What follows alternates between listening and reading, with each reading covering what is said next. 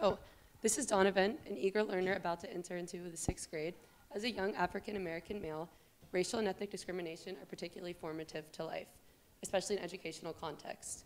Many studies have been done on students like Donovan, detailing the ways in which different environments infect his life and outcomes. One of those factors can be stereotype threat, which is the stress that minority students face in the classroom when faced with, due to stereotypes that they're not supposedly will not do well academically. Stereotype threat can lead to disengagement or even impaired academic success. This is important because students facing stereotype threat in the classroom who are able to identify these experiences can then, it can mediate the impact of stereotype threat. Locus of control is a psychological concept that relates to one's feelings of self-efficacy. Individuals can either attribute outcomes to external factors such as fate or destiny, or to internal factors intrinsic to themselves. So for a student like Donovan, having an internal or external locus of control is significant. A body of research associates an internal locus of control with positive or higher academic achievement. For a student like Donovan who faces racial and ethnic discrimination, having an external locus of control might be a mediating factor for the negative effects of discrimination. This got at our research question: how do adolescents of color conceptualize racial ethnic discrimination and perceive its impact on their lives? And this got at our study, in which we hope to understand how adolescents perceive racial discrimination and its impact on their academic success, which again is important because them being able to understand this was able to mediate the negative impact on their academics. So in order to answer our research question, we collected data from 5th to 8th grade students at 2 community organizations in Durham. We interviewed 28 male-identified and 21 female-identified students, all of which, or the majority of which, were African-American, Latinx, or multiracial. Our interview questions focus on the interplay between students' environments, such as their schools, neighborhoods, and homes, and how that interacted with their perceptions of race and their racial identity. We then transcribed the interviews and analyzed the data with thematic coding using in vivo software.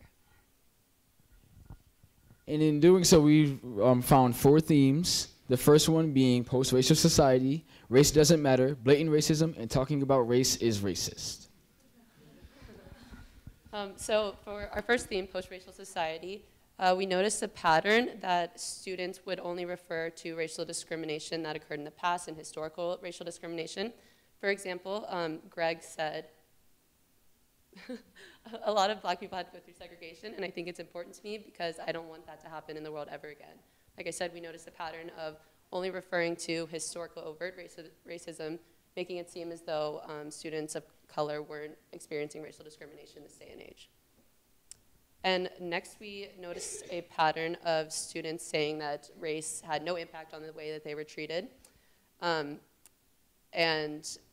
as Jacob says, just because we are a different color doesn't mean nothing in the real world. And not only were students claiming not to experience any racial discrimination, they were also downplaying its importance to their identity, saying that it didn't matter. For our third theme, we found that students, when they did discuss discrimination, often used explicit examples. For instance, Dylan says, "Every time Natalie gets the right answer, she gets candy. But me and my friends, we're black, and Natalie's white, and our teacher is white, we don't get candy." So for this student, having this unequal distribution of resources was cited as an example of discrimination. And for the last one, talking about race is racist. This is referring to students believing that any discussion around the topic of race was racist. And as for Ben, whenever he was asked about discussions about race, he said, "My community organization usually doesn't talk about that because they don't want anyone to be offended." Again, assuming as though talking about race is a problem or taboo. In all, based on our 4 themes, we found that students do not believe racial discrimination exists in their schools and that race is not a significant predictor of their outcomes. Therefore, they were unable to recognize instances of implicit discrimination, such as microaggressions or stereotypes that may impact their success. And we hope with our research that community organizations will begin to have these discussions and help adolescents be able to understand and point out experiences of implicit racism, again, as it helps with mediating the psychological impact on their lives. This is our team. Thank you so much.